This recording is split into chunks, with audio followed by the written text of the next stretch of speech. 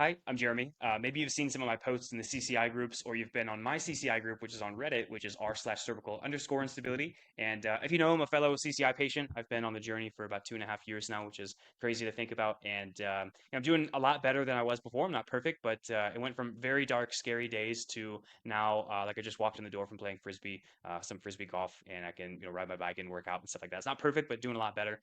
And I'm trying to go back and just find information for people because I remember how overwhelming it was in the very beginning, laying in bed like that, and it's like, what the hell is this? What's an atlas, an axis, and what is this curve correction, upper cervical? I'm supposed to go to some chiropractors, but other ones can injure me. And what is NUCA? And like, what is XYZ? Some PT is good, some PT is bad, and some injections are good, some injections are bad. It's really, really confusing and overwhelming, especially when you've got brain fog and you have vertigo and can't get out of bed. So I'm doing my best to go back. You can look through my YouTube channel and see I've got several interviews with doctors and physical therapists and all that stuff.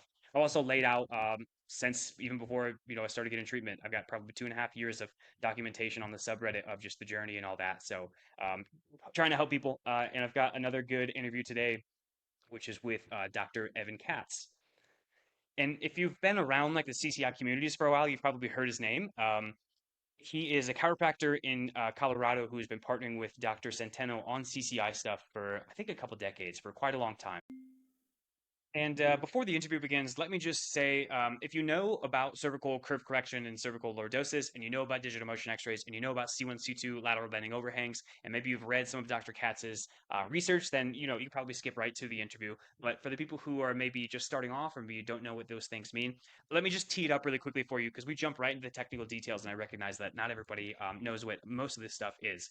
So it's pretty common that you're diagnosed with CCI using a digital motion X-ray machine, which is a video X-ray where they take the video right here and you move your head and you do these different positions, you do this stuff, and they measure how the vertebrae and skull are moving in relation to each other. And if they're moving too much in different directions or whatnot, that would be instability, and that would be cervical instability, and that's commonly how people are diagnosed.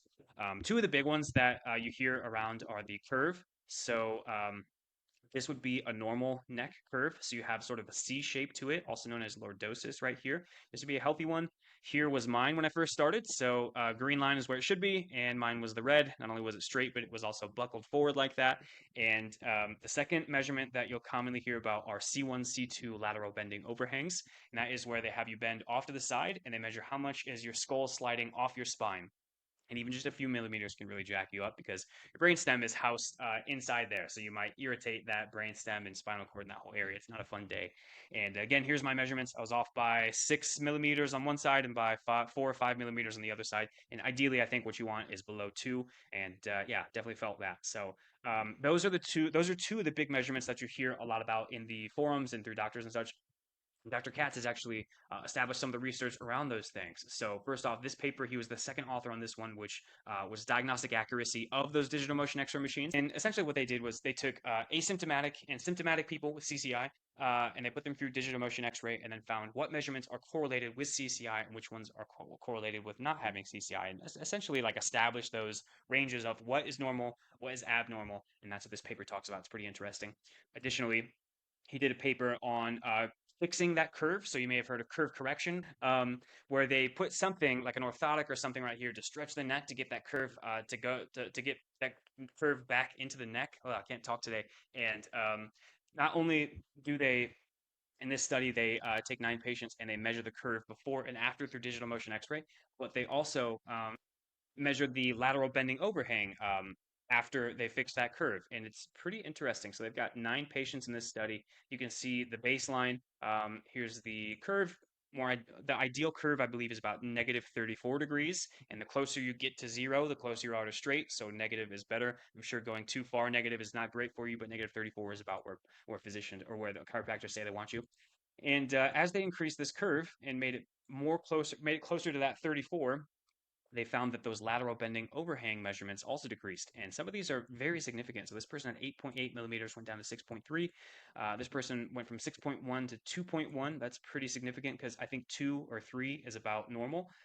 This person, same thing, started off at -4, went up to -23, and that reduced from 7.5 to 2.3, and then 1.8 to 1.6. They're within just really close to within normal limits, I believe, here, and many others. So, pretty interesting paper. Fixing the curve helped. It was correlated with fixing that lateral bending overhang, in addition to the symptoms as well. And then the most recent paper that he did was this one where they did similarly. They put people into an MRI and measured the brain blood flow, and then put them on top of a Denerol, which put that curve into their neck like this, and then redid that measurement and checked how well the blood flow is getting to the brain now with that better curve, and it helped bring more blood to the brain. And various other things too. Again, he's been trailblazing for quite some time in CCI, and great guy. He can do a few things. So I think he's like the most trusted provider by Dr. Centeno for digital motion X-ray. But he also does consultations. So if you go get a digital motion X-ray from a different provider, let's say you're not in Colorado or can't make it because you have CCI or whatever, you can send your video to him as long as it's a good quality video. You might want to ask him first. But I sent my video to him, and he put it inside the Posture Ray software and gave me all these measurements and such. And then he can do a consultation with you as well to explain like what the heck is happening to you. And yeah, so anyways, hopefully that's enough info. And again, we jump kind of right into the technical details and talk about what him and his wife have been doing at their clinic. But great guy, and yeah, enjoy the interview. Thanks. Okay, cool. So could you start off with a quick introduction into how you started working with CCI, and what did you start seeing early on? What Yeah. got you into it? Yeah. So let's see.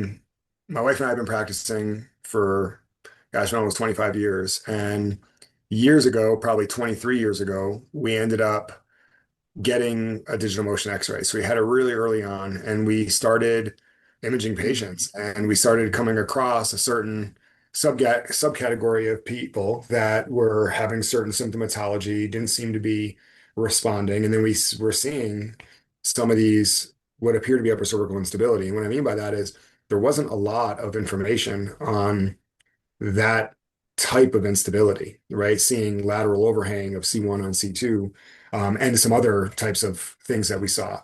So we knew that there was a problem, right? Because we didn't see it on everyone. We saw it on kind of common types of symptomatology.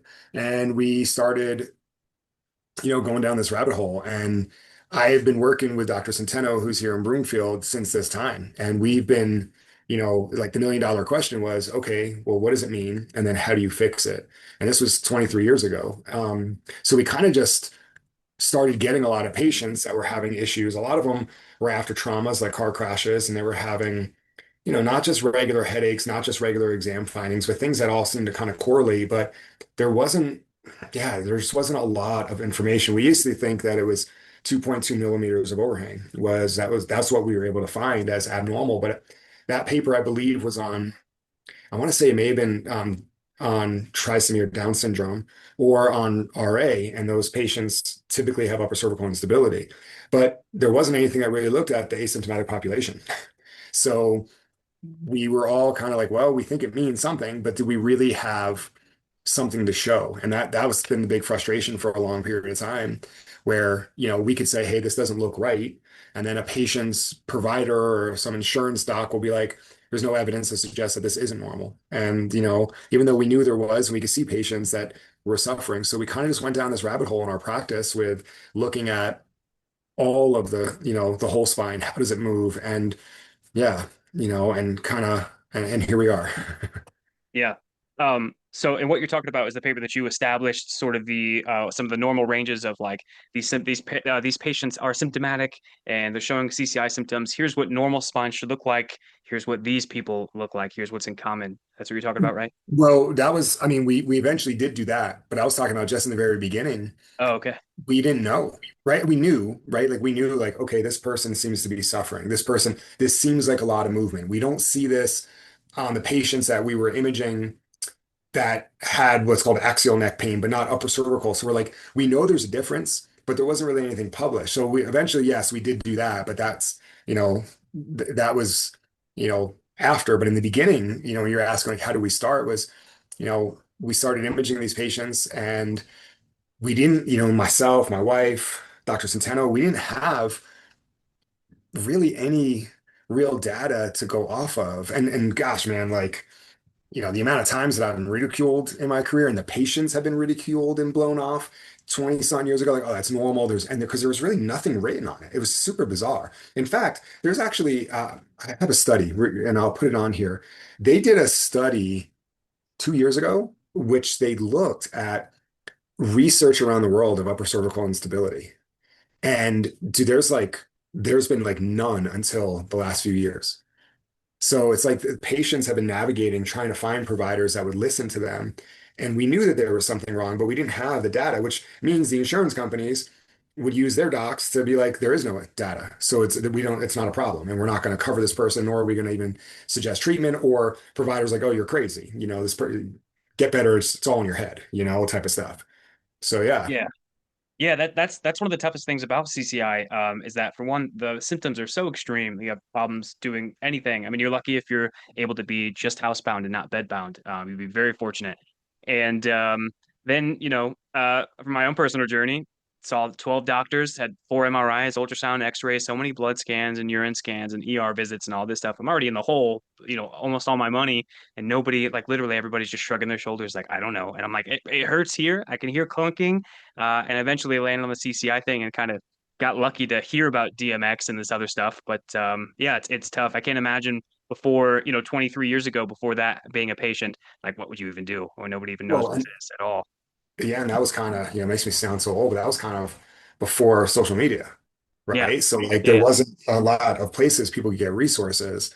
Um, and that, in itself was frustrating. But here's what's interesting, even if you go back to when you were suffering 10 years ago, 5 years ago, 12 years, even 20 years ago, and we still see this today, and I always say this, like I feel like a lot of docs, and I'm not the end all be all, I don't know everything.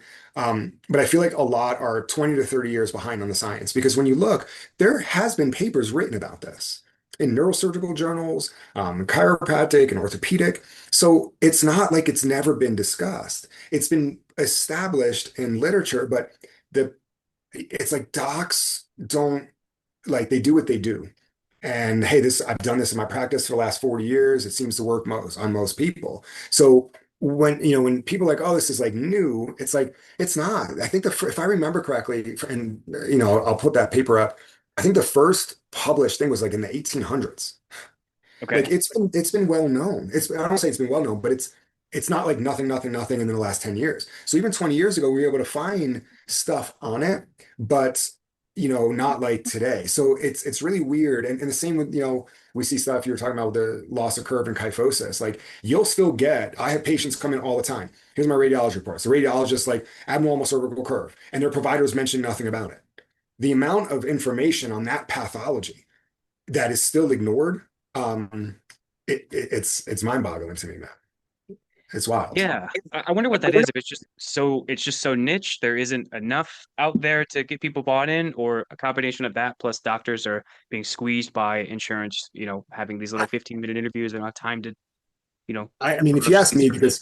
because the information there's so much evidence on loss of curve and kyphosis and how it affects increases degeneration and vascular supply and quality of life. And there's even a federal ICD-10 diagnosis code, right? So it's a code. What I honestly think it is, I think it's in my own experience, I haven't done a poll, but what I've seen in my practice is one, a lot of them are providers, whether they're medical doctors, chiropractors, PTs, that they don't have an answer for it. They don't have a prescription that's going to fix a curve. They don't have a treatment that's been shown to fix a curve. So ignorance is bliss. Like, hey, it's there. Oh, it's just muscle spasm. So if we work on your muscles, it's going to get better. And we know that that's not true either. So, and I think a lot of it is, like, okay, you know, we sent you for an image. The radiologist says you have a kyphosis. Here's pain meds. Well, how's that fixing the kyphosis? Well, this is what I have to offer, and this is here, and that's it. But yeah, so I mean, I think it's a lot of that, or I just don't apply that type of care, or a lot. And what we see is, oh, you have a loss of curve. My treatment is going to help it, and there hasn't really been much evidence on that particular treatment helping it compared to what evidence there is with other forms of care, because I think the provider wants to keep that. I don't know. Sure. Yeah. Speculation, but that's what I've seen in my own practice. Could be, yeah. You do have when what's the saying? Whenever you have a hammer, everything looks like a nail, something like that. Yeah. Could be some of that as well. So when we talk about what you guys do, so could you walk us through this? You do DMX, you do curve correction, and some other stuff. What exactly do you guys do? Yeah, so I mean, we do, we have DMX. Well, a lot of times we'll just static X-ray. We'll use DMX on not every patient, on certain patients, and then we apply a lot of CBP. But we also really change it a lot in what we've seen in the last 20 years, especially with upper cervical patients. And I know there are some questions about that where we really change how we are applying CBP. And the reason we do CBP is they have Could, by far the could you most. could you explain Yeah. CBP? Yeah, so CBP is chiropractic biophysics, and it's by far the most published chiropractic technique with randomized controlled trials. So it's the only treatment, chiropractic treatment, I don't want to say the only, but pretty much the only that others have kind of used CBP protocols to a degree. But chiropractic biophysics has the most published research on why is the curve bad, how does it affect the neurology, how does it affect the joints, but it also has the most published literature in consistently being able to change both the coronal and sagittal plane of the spine. So meaning the shape of the spine from the front and the shape of the spine from the side. So there's, a lot of like regular chiropractic where you're just getting it, not just getting adjusted, but getting adjusted is great, but there's no evidence that that's going to fix the curve. And we hear a lot of chiropractors, they're like, oh, if I adjust it, innate will allow it, and if it wants it there, it's going to fix it. And there's no evidence that that's going to happen. So chiropractic biophysics is a whole method that we use different types of adjustments, different types of rehab, and different types of tractions to put the neck or the spine into, in this case, like with a kyphosis, putting the neck back into a normal lordotic position for better long-term outcomes and stability. Okay, cool. And do you do adjustments as well? So we do it, yeah. So I'll do we do adjustments a lot of different ways on each person. And that's why, every person, some people we might adjust in the chair, but we don't rotate their head. Sometimes we'll use an instrument. Sometimes, we may do it with them laying down, but with no rotation, right? And then from there, we do different types of exercise and traction depending on what image we see more than just the lateral static image, because that can really change, and that can change how we want to adjust them and how we want to apply the force of the traction through their spine and where. Okay, cool. I know a lot of people are afraid of, generally afraid of getting neck adjustments with CCI because there have been a lot of people on the forums that landed there in the first place because of an adjustment, because of a bad Mhm. adjustment. So yours is Yeah. different. You're not doing rotation. You're a little more gentle. You're Well, knowledgeable at CCI, obviously. Well, I want to, clarify that because they should be concerned, right? We all should be, the patients and the providers. And look, the umbrella of what's considered chiropractic is really large. The umbrella of what's an adjustment is really large. Like, it's confusing to me, and I'm a chiropractor that tries to stay on top of it. It's got to be really confusing for the patient. So when I hear adjustment, like, oh, well, an adjustment or a high velocity got me that way. Look, man, you can go on Instagram right now and you're going to see someone wrapping a towel and yanking, right? And they're going to call that a chiropractic adjustment. You're going to see someone, grabbing their head, skull, and lifting and cranking. They're going to call that a chiropractic adjustment. You're going to have someone, laying down and they're going to completely rotate their head and force, and they're going to call that a chiropractic adjustment. So when patients come to me like, oh, I was hurt by no high velocity adjustment. And then I'm like, okay, well, explain that. Because if I seat you either face down or in a chair with no rotation, and I can get a P to A movement, that could be considered high velocity, but it's not rotating the neck. Now, is that in the same category as the patient who's like, oh, the person yanked on my skull or completely rotated my head? Like, so that, and I'm on the side of the patients where it's confusing. And then you get someone like, oh, I was hurt by a chiropractor. And then I'm like, well, what was done? Oh, I got adjusted. Well, explain to me. Oh, they lay me down and they totally turned my head and weld on it. And then I'm like, oh my gosh, like, okay. Or, and that's the thing with that. That's the problem with social media is it gets a lot of clicks. It's like oh my God, take a look at this. And you're like, oh my gosh, like watching a car crash, in my opinion. But it's all lumped together as a chiropractic adjustment. So it's always interesting, like, okay, well, what did you do? And the same thing, like, oh, I got hurt on traction.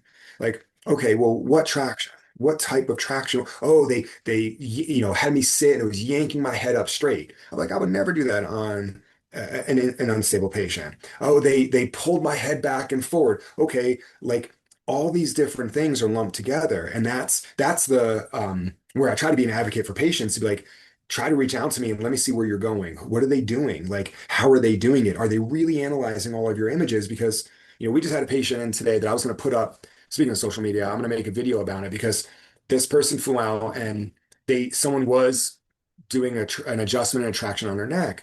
And you could see like on the DMX when it became good and when it became bad. And that's, he only came out for 2 visits and we're like, we can see where this is better. So let's apply that. So it's not a one size fits all. So not to just spew that all out, but it's high velocity. Like we need to break that down. Like how did they do it? What was the position of your head?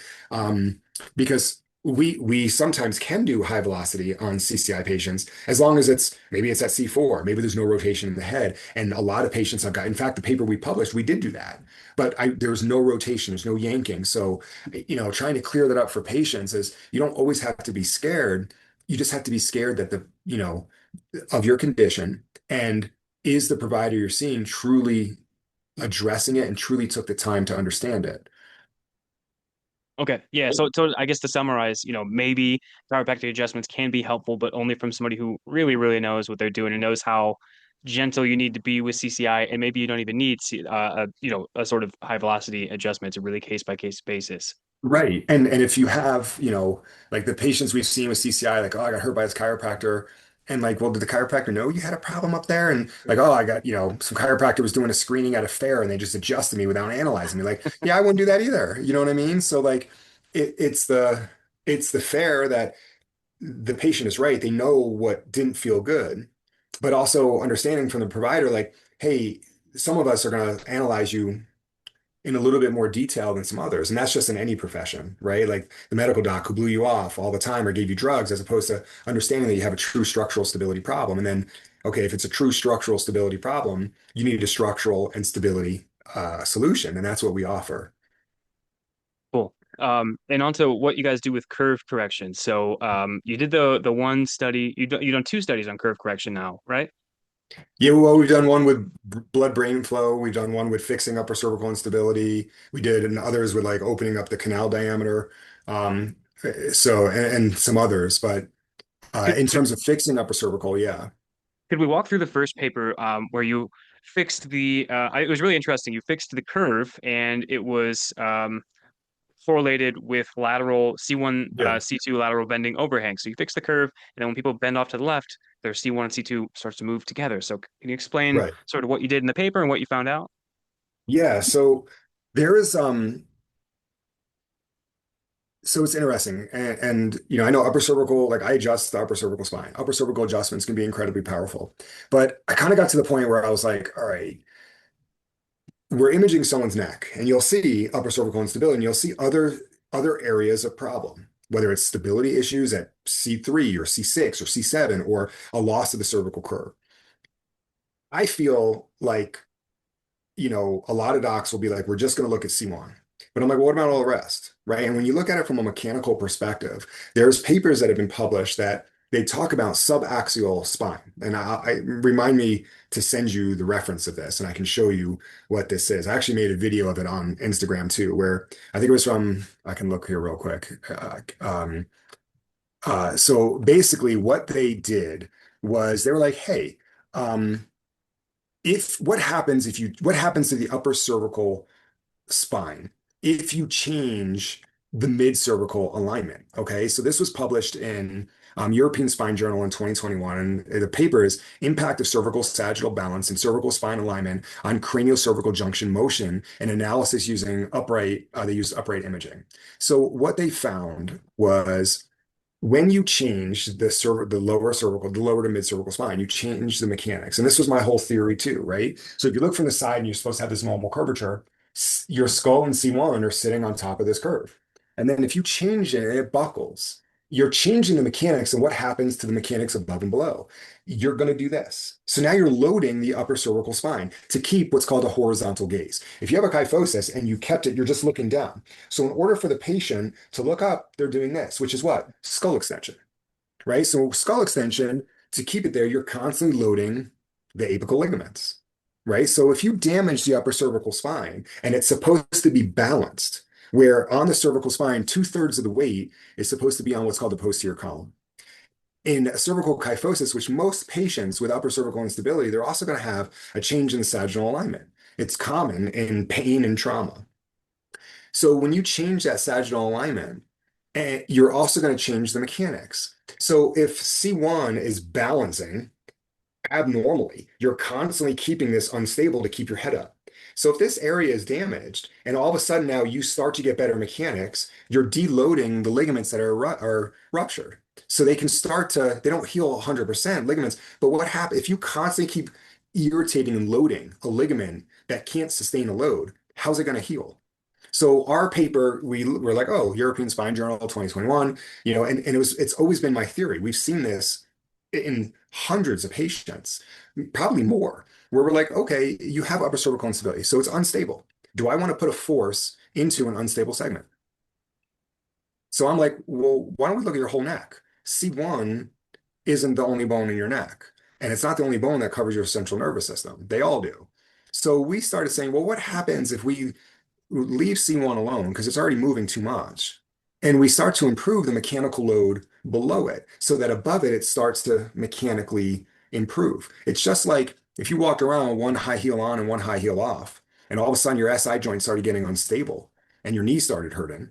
Am I going to keep adjusting your SI joint and be like, oh, your SI is unstable. Let's tap it in. Let's do this. So let's either get you out of that high heel or put the other one on. So now you have a balance and now you're not constantly loading it abnormally. So when we took all these I mean, we didn't take a ton, we took a decent amount for the paper. We took randomly selected, and we're like, okay, these patients all are upper cervical, like dizziness, tachycardia, headaches, all this stuff with confirmed upper cervical instability that failed conventional treatment.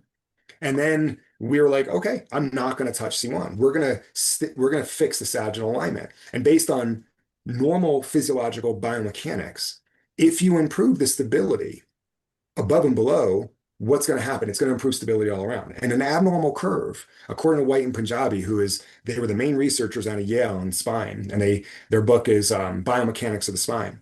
An unstable or a loss of the cervical curve is a sign of instability. It's an unstable spine, right? If you have a structure that's supposed to be a normal C shape and that buckles, is it stable anymore? No. In physics, if you have a tunnel, a bridge, and all of a sudden that bridge collapses, that archway collapses, it's no longer stable. It's the same exact thing with our spine. So if you keep tapping the car on the bridge that's wobbly, is that going to stabilize the bridge? No, but if you start to build that curve back up, the car is probably not going to slide off as much. So it's mechanics, right?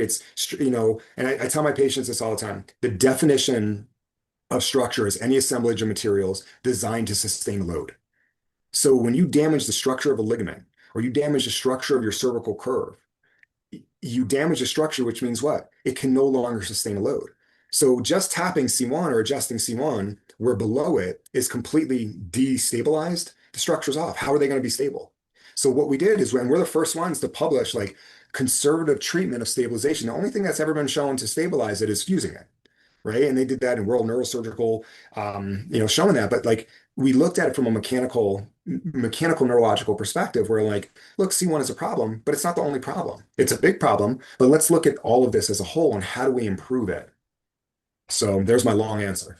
I just like this stuff, so I'll keep talking. So you should probably interrupt me. No, you're good. Keep it going. This is why we have you on here. So basically, what you're saying is that there's when your cervical spine, the curve collapses and your head goes Yep. forward, and now your head is gonna extend, the Right. skull extend like that, and that's Right. gonna stress on the alar transverse apical ligaments that you mentioned. But if you then Right. fix those structures and get that up, and then your head sort of in slight flexion from where it was, I guess it can sort of de-stress those.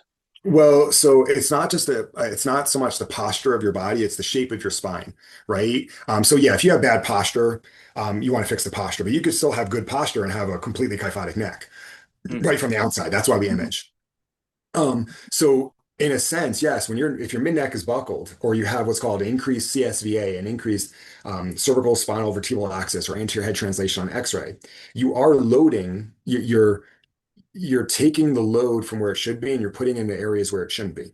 And then that can't sustain a load. Now, if you have a damage there, right, and now it's unstable, um, from a segmental perspective, meaning C1 is unstable, but now C1 to C7, the shape of your spine isn't where it's supposed to be, that's also now a fully unstable structure with an unstable segment on top of it. So by correcting the two, like that paper I, talked about in European Spine Journal, that abnormal mechanical load in the subaxial spine, mid to lower cervical spine, affects the cranial-occipital angle. And that's what we showed in our paper. And that's how we fix so many of these patients, where a lot of these patients, they're like, oh, can you adjust C1? And I'm like, it's super unstable.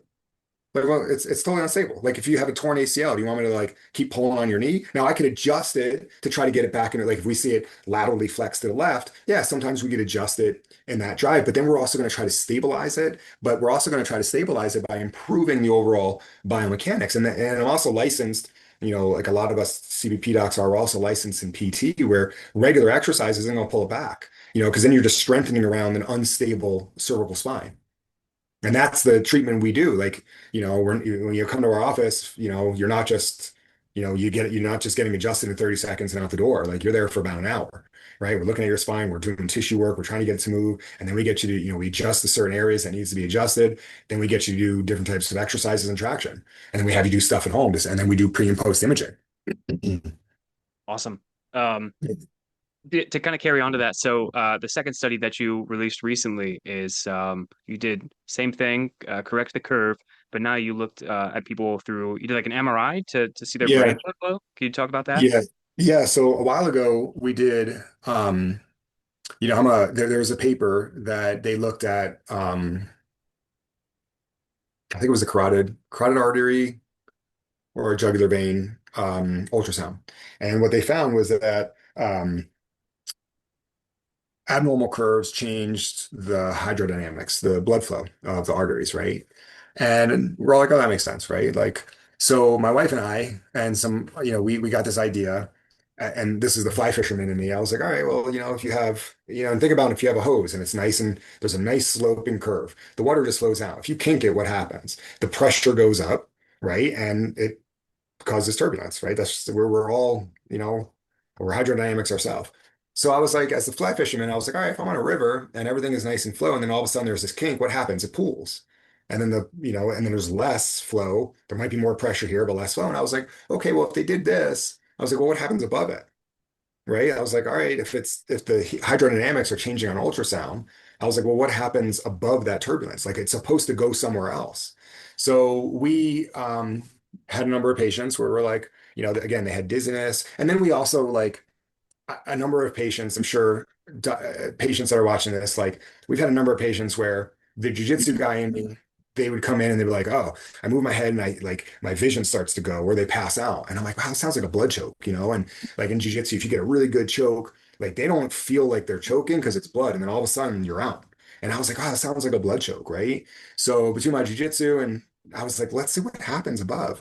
So we went and we rented out the MRI centers, and we used one of the tech, got some other authors, and we hired a PhD at CU here. And I was like, all right, well, we know these patients have abnormal curves because we had their imaging. So we modified a traction that gets them into a normal lordosis, and we had to modify it to fit into the MRI. And I was like, all right, let's image them. They're already laying down, their skull base is in the same position. And then without them getting off the table, we put their neck into a normal lordosis. And then we did another MR angiogram, so an MRI angiogram. And then we had the PhD measure it with what's called pixel intensity. So it wasn't, we were able to use the computer to be like, how much blood is in here? It wasn't like, that looks like more. We measured pixel intensity. And what we found was a decreased cervical. Everyone says, like, oh, increased curve increases blood flow. And I'm like, I don't think that's what it says. That's normal blood flow. A loss of a cervical curve decreases blood flow by up to 227%. So that kind of went along with the ultrasound study, but we looked into the brain of where the vertebral arteries were going in, and we saw like right there, like 10 minutes apart, their head wasn't in a different position, their neck was in a different position. We knew they had kyphosis, we knew they had headaches, and these were patients also that when they were on the tractions, they had less symptomatology as well. And like, oh, my headaches go away. I don't feel as cloudy, or so we published that in the journal Brain Circulation. That's awesome. You are actually pioneering some awesome stuff. And Oh, well, that's thanks. yeah, that's fascinating because one of the worst things. I just try to throw in some of my experience in these videos as well. Through CCI when it was through the worst days. For a good like 6 months when I was bedridden. No matter how slow I stood up, it didn't matter. Like the outside Oh, of my vision was turning dark, and I was about to pass out constantly. That's why I laid in bed all the time. So totally. I mean, yeah, and that's the thing is like, it's super nice of you saying like, we don't, I don't look at it that way. It's like, we just want to find out, right? yeah, Like we know maybe there's a few patients that fake it. I don't know. But we know these people are suffering. yeah, And we're like, okay, we know that there's a problem. So I just was like, I hated hearing everyone like, well, yeah, we believe this what's happening. Like, well, we should look, right? And that's kind of what happened with our DMX paper too, was like, we like, what is the relevance? Like, is this common? Like, okay. And again, like maybe let's say we did it and we're like, wow, we don't see a difference, but we still know there's something. So it's just going to take you in a different direction until you find out, is there a difference? And that's what we found with the upper cervical. We thought it was 2 millimeters in our paper. 2 millimeters, the general population had that. So as we started to extrapolate it out, we saw when there was a significant change. So we're like, I can't say like 23 years ago, I used to be like, oh, it's 2 millimeters, it's unstable. I was wrong. We all were. There wasn't any evidence. And then we're the first ones like, let's look at all this parameters. We're like, oh, 3 millimeters, 2 millimeters. A lot of people have it. Once we start to get a three, four, like, yeah, totally different. So it's trying to figure it out. And again, what's fascinating is all these patients that, are like, sounds like you were blown off and pushed to the curb by everyone. It's like you can see, like, no, you can't fake that. Here it is. It's right here. It's objective. yeah. I feel bad for the ladies. I guess a lot of them get painted as anxiety from the doctor and stuff like that. And I've had great luck. Most of my all my doctors have been really great. They just didn't know the answer. But yeah, I mean, it's not random. Once you find CCI, Oh, if it is CCI, it is not a couple things that are like, oh, maybe that's it. Maybe it's like, boom, that's exactly what's happening to me, just like that, and you jump right into the rabbit hole. So it's not random yeah. at all. No, and also, Crazy. the other thing too is like, you know, and I want patients to understand because it could be scary and it sucks. Like not feeling good, it robs your life. Pain robs your life from whatever horrible disc herniation, like that could hurt and robs your life and upper cervical. But the good thing is that no one can get everyone better, right? 100% of the time, right? Anyone who says like I help everyone, they're lying, right?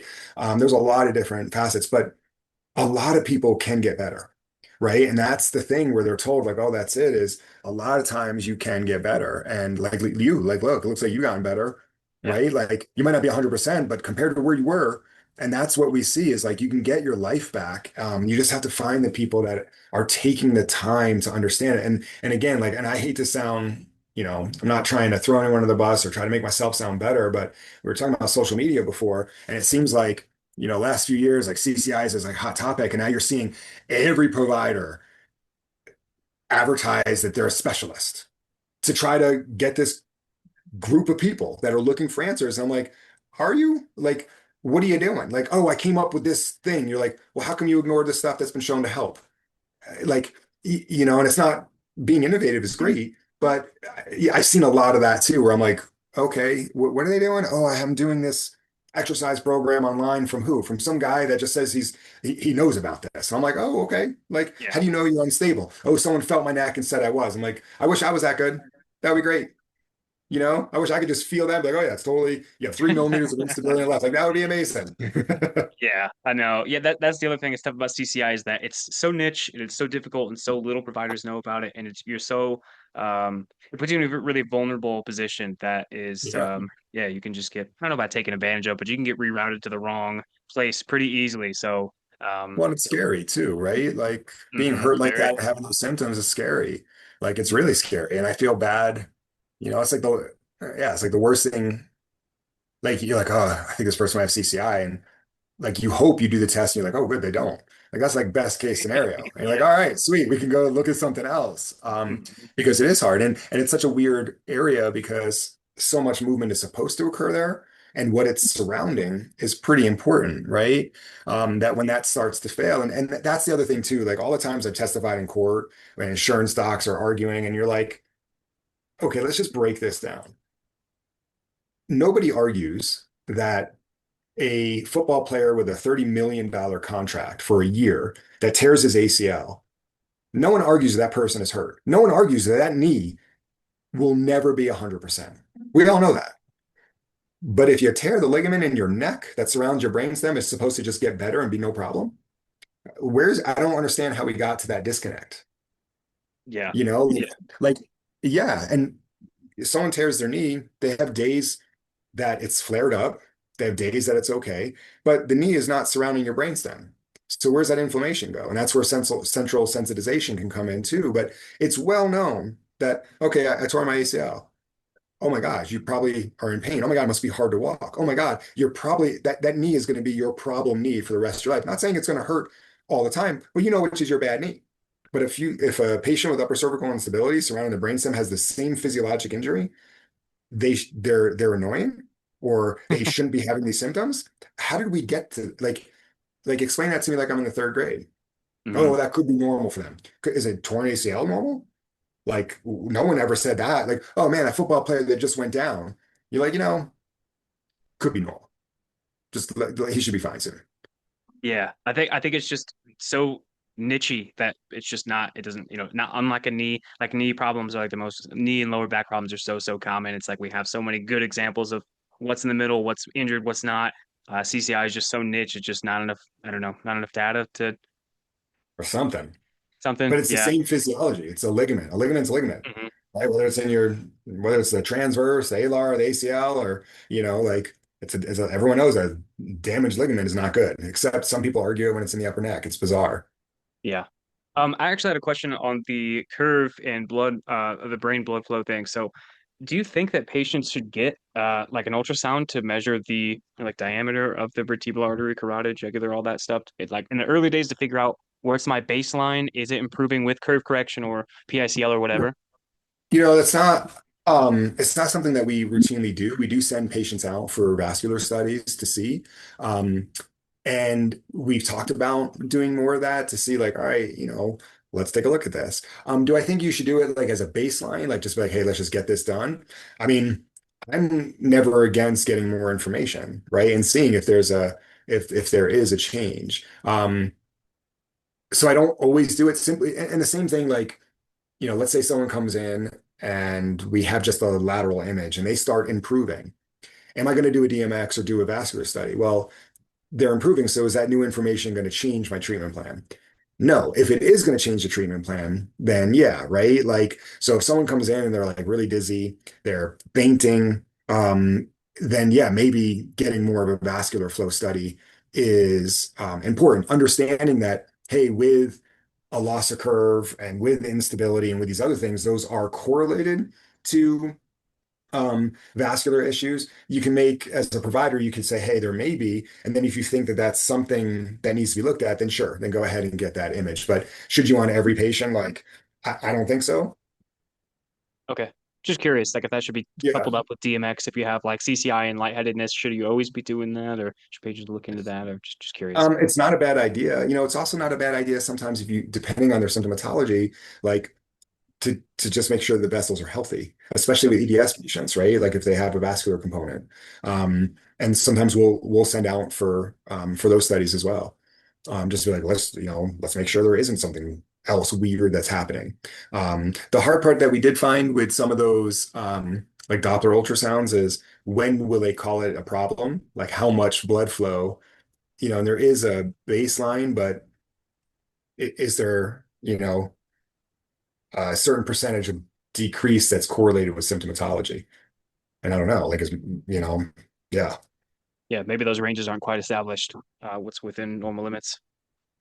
Um, cool. Another question I have for you was, what makes people lose their curve in the first place? Is it always injury, or always lifestyle, or combination of things, or what's your take on that? Yeah, so that's been studied. So the least common are some people have genetic issues. Like you could have what's called increased articular pillars, like at one level, which is going to put you in a kyphosis. And I'm not going to fix that. It's a true structural deformation. Obviously, like us, you know, fracture of the end plate that causes a wedge deformity. But mostly what has been shown is it's usually ligamentous. And they've done a number of studies with cutting out the muscles, and the muscles don't really hold it up. It's more of the ligaments. When you get to the ligaments and start cutting them to get strong. Now, what causes it? Look, you can put yourself in a, you know, um, poor position on your phone, and you're not going to get much of a kyphosis, but you're going to get a loss of cervical curve because you're just loading the ligaments abnormally for a long period of time. Traumas like car crashes, every biomechanical study from Yale to Journal of Biomechanics to we actually just published a paper on the same people that car crashes cause a buckling of the neck. And that causes a disruption of the ligaments, causing what's called a snap through buckle. So you get this nice curvature, and then an energy load goes through it, and the lower hyperextends, the middle flexes, and the top can hyperextend. You get a buckling of that curvature. And that's due to a disruption of the ligaments. And it's not a muscular thing because it happens in car crashes at like around 40 to 60 milliseconds, and that's quicker than the neuromuscular junction can occur. And that happens in both cadaver studies, so there is no muscular contraction, to when we did our paper on real people that were alive. Whether aware or unaware, it causes this buckling of a force that's higher than your muscles can hold it anyway, and the ligaments get disrupted. Okay, so you think it's pretty much most of the time it's a trauma related of some sort.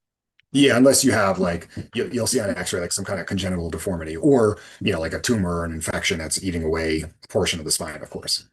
Okay. And the study that they did that you mentioned, they cut away the muscles, so that's like the deep neck flexors, things like that, and Yeah, they cut away. Yeah, that they didn't cut affect you away. that They much. kept No, they kept cutting the muscles, the muscles, the muscles, and then once you got to the ligaments, so you'll see, and you would hear, oh, you have a loss of curve due to muscle spasms or muscle imbalance, and we know that that's not true for a number of reasons. If that was true due to muscle spasms, then all you need is an antispasmodic, and your neck will go back to a normal curve. And in fact, what happens is it can get worse. Same thing with Botox.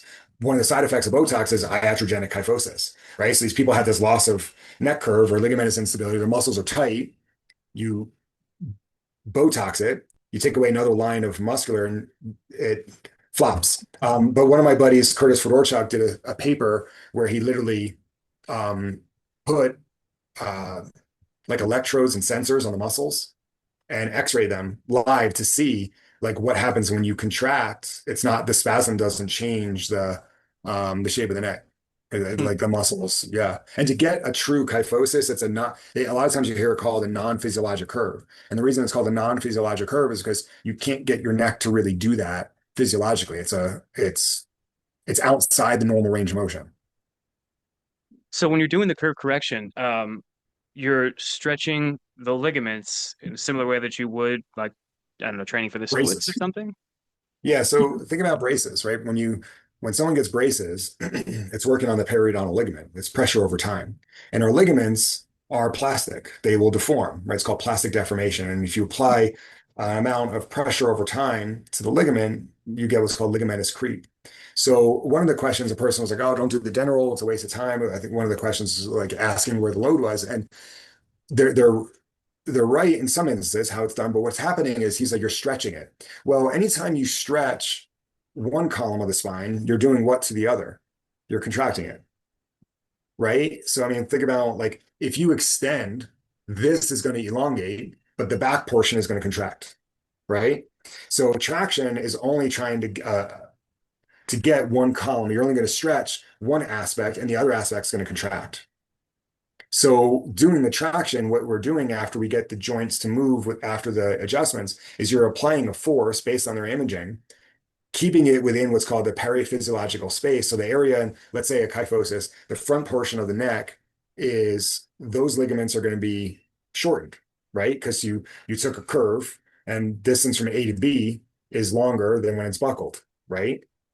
So you're trying to stretch that, but it's the ligaments that are in the back that are potentially looser because they're being under stress. So if you can apply the force, you can start to create better mechanical alignment and get the shorter ligaments to try to contract. The the shorter ligaments to try to elongate. Okay. And the question we were talking about was something I sent you before the video started. So I think someone was asking, um, is curve correction okay following a PICL? I think we're asking about So getting more yeah. stress on that healing ligament, and that's a good So question to run into too, or run through too. yeah, it's a great question. We do it all the time. right? However, it's heavily modified. And that's the thing we're, going full circle is we need to know that. And obviously, if they had a pickle, we do know that. But even if we were treating them before, we had them on certain tractions and exercise, and they came in, we're not doing that same thing, right? We're going to start a lot lighter and we're going to try to apply a force that's not irritating that level to see what the patient can tolerate. Because that's a whole other thing where, we see some people that get pickles and they're like, what's up? No problem. And other people that get pickles and like they can't get out of bed. And I don't know why. I mean, that's the same thing with PRP and other places too. Some people were adjustments. Like some people are like, oh, it feels amazing. And other people are like, oh my God, I was really, really sore. So that is when they have a pickle, our goal is look, if you getting the pickle because of instability, but you still have a kyphosis or an abnormal curve, we want to try to get that into as good of a position. Why? While the pickle is trying to lay down more tissue.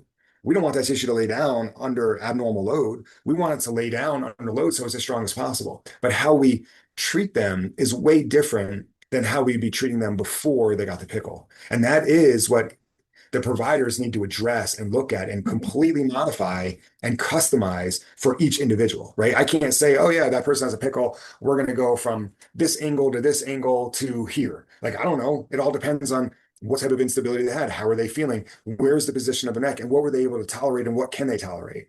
And I always tell my patients, like, look, the first few visits, I might not feel like I'm doing much, which is fine because I'd rather do too little than too much. And then we slowly start to add it in, right? And same thing with the pickle. Some people get it and they're like, maybe I have a little bit like my throat's a little sore. And I'm like, that's it. And then other people like, dude, I couldn't get out of bed for 3 weeks. Yeah. I don't know what that is. I've had two of them, and one of them was absolute hell, like worst pain ever for a week, and the other one was a breeze. The next day, I was like walking around. It was just so weird. But Yeah, like why is that? yeah, and And if you came to us after the first one, we'd be like, I don't know what we could do. Like, but if you came to us and you're like, I'm feeling okay, then we would change it and I don't want to, I don't use word, I don't want to use the word aggressive, but we would probably have you do a little bit more than the time where you're like, oh my God, I can bear. disabled my Okay. VPN. Maybe that was it. But yeah, I mean, I think that maybe that's something that should be. Do you think that's something that should always be looked at with a pickle? I mean, it would make sense based on what we just talked about for the last hour or so, taking the stress off those ligaments and allowing them to get in a position where they can breathe and heal. That seems like that would sync right up with putting regenerative medicine on them where they're trying to heal them. It seems like this should be done more often, I right? mean, that's what we do in our office, and that's what we've talked to Centeno and those guys about for the last 20 years. Like, okay, stabilize it, but we want those patients to come to us both before to see if we can get them to not have a pickle. But then if they have a pickle, we want to try to improve the mechanics. Like we're looking like, okay, C1 is unstable. Great. Do what you can to try to stabilize it. But if the rest of the spine is unstable because of a kyphosis or other areas, like that needs to be addressed. It's going to affect and continue to affect C1. So do all of it. It's like saying, in my opinion, it's like, hey, I'm gonna work out, but I'm still gonna eat McDonald's. Like, well, what about if you work out and then you start to change your diet and you drink more water? They're all gonna they're all gonna help. Like Yeah. working out is great and that's gonna help, but start to look at the other aspects that are also going to improve the overall health. And you cannot convince me that abnormal sagittal or coronal alignment doesn't need to be addressed. There's too much literature. I mean, there's just too much. There's too much that I've seen clinically that needs to be addressed. But doing CBP the right way takes a lot of time and energy, and like a lot of people don't want to put in time and energy, man. Sure. Yeah, I think like maybe patients what we could use most right now is someone kind of overarching to like look exactly here's what's happening and why. Here's all the diagnostics. Here's where we're gonna divvy you out curve correction for X amount of time. Maybe a nuclear pickle rehab over here. At what and when because we're all just kind of piecing it together ourselves and not like a year into it we're like oh my God never even heard of curve correction. I should have been doing this all along. So I think Yeah, well, we need more of that. I mean, I try to teach it. I just presented in Tacoma on a little bit of this, but I've been trying to teach it for the last 20 years, man. And honestly, like I think most CCI patients are more educated on what's going on than most providers, right? So like, yeah, I wish I had the answer on why we aren't communicating more. But man, I've been trying for a long time, a really long time, and now I'm just like, I don't got to focus on my own practice because I can't focus and worry about everyone else's if they're doing it a way that I would. And also, like, I try to make myself available to these docs. Like I've been seeing it for 23 years. Like we've written papers on it. We're just trying to help more people, but man, that's a story for another time. Yeah, for sure. There's some docs out there doing amazing, great stuff. Like I'm not the end all be all. I don't know, like I can't help everyone all the time. No one can. But yeah, I wish we spoke a lot more, and I wish we weren't so stuck on our. We had such an allegiance to our techniques. You Very know, true. yeah. Yeah. Especially, So yeah. Yeah, many reasons. yeah, Well, okay, let me just rapid fire a couple more questions at you and then we'll get out of here. I know it's already been an hour. Um, yeah. so, um, how often, let's say that you're going through a curve correction and you're taking it seriously, how often, if at all, should you recheck the curve along the way to make sure that Oh, it's working? yeah. So we always do. A lot of in a sense, the guidelines they show after about 36 visits. I don't stick to that, right? We see some patients that can do more quicker and they start feeling better. And sometimes we've taken X-rays as soon as 15 visits, 13 visits, 20 visits. Um, and even after that, sometimes we're like, well, it's better, which is a huge improvement because we made a change, but there's more that needs to go. And that's a lot of times that happens. It's like saying, hey, you started as a 300-pound smoker and you're working out and you're down to 275. Like huge improvement, but we still got some more work to do. So I don't always wait to the 36 visits. I use it as my rough guide. But again, sometimes I do it quicker. And then sometimes I do it longer where if someone's like, barely able to make it, they travel too much, the real world gets in the way. And, 36 visits was like, oh, I've been here coming for a year. And I'm like, I've seen you 20 times in a year. I sometimes don't always do that because I'm like, I'm not expecting to change. I might do it and be like, look, your neck's not changing. But 36 is what, CBP has really published. And a lot of our papers, if you look, the average has been around that when we re-image them to and measure the change. Okay, cool. Um, a question from someone was, have there been any like highly symptomatic CCI patients that have been able to heal with just curve correction without having to go down the injection route? It sounds like maybe you have prevented Yeah. people from needing that. I mean, that's the goal of our practice, and that's what we've seen, and that's what we've published. The I, the majority of our patients, when they're here, they don't. uh, The majority don't need the pickle. They do better. Some do. So yeah, I mean, and we always give the option, right? Like, hey, here's what we could try to do. But here's another option, and there's the pickle, right? So I'm always under, if you can tolerate it, with your life, it's always best to start conservative and then Sure. climb that ladder.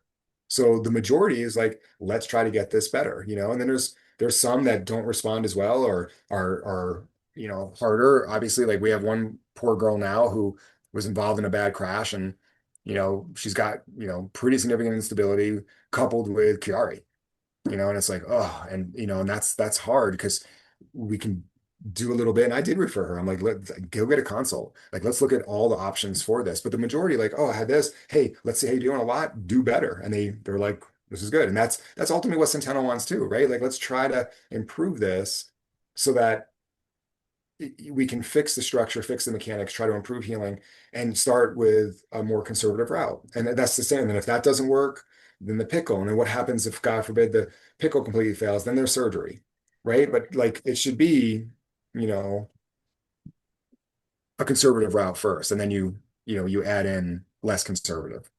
Hmm. Um, cool. I think that pretty much covers it. I guess the Sweet. last thing is, so we can get a digital motion X-ray if they're too far from Broomfield, if they're in California or whatever. Can they send? They can send that video to you to put in a posture ray, Yeah. right? I think you did that for mine. Yeah, so they can do if it's a good image, we can digitize it for them, and then we digitize it in a post array, but then we'll also add the stuff from our paper.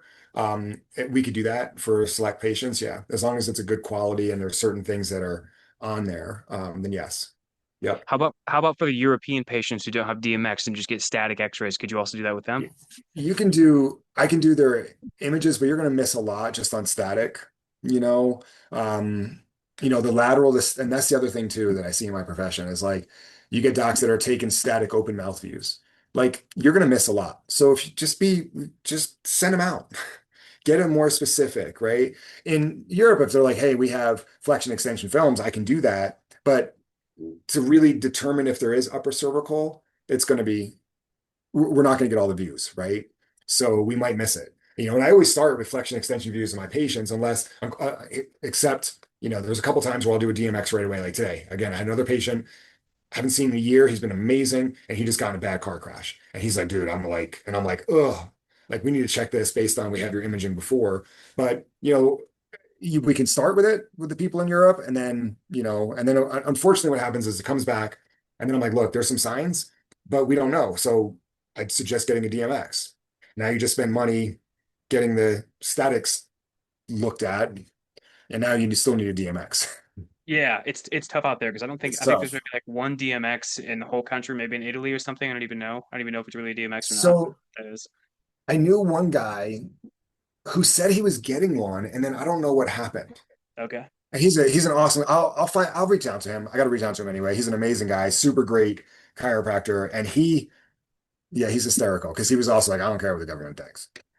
He's like, I'm gonna get it. Patients need it, and I was like, all right, man. Like, I don't know what's going on over there, but go for Yeah, it. I've seen them on eBay for like 30, 40 grand used or something. I'm like somebody's got to be able to buy this. You know what I mean? They're Yeah, never cheap.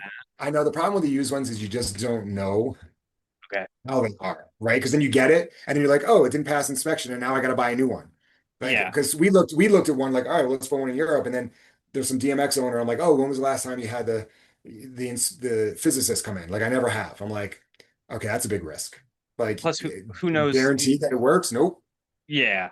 Yeah. Also, who's going to work on that thing when it breaks down in Europe? You're going to fly him out to Right. Italy or Hmm. whatever. Right.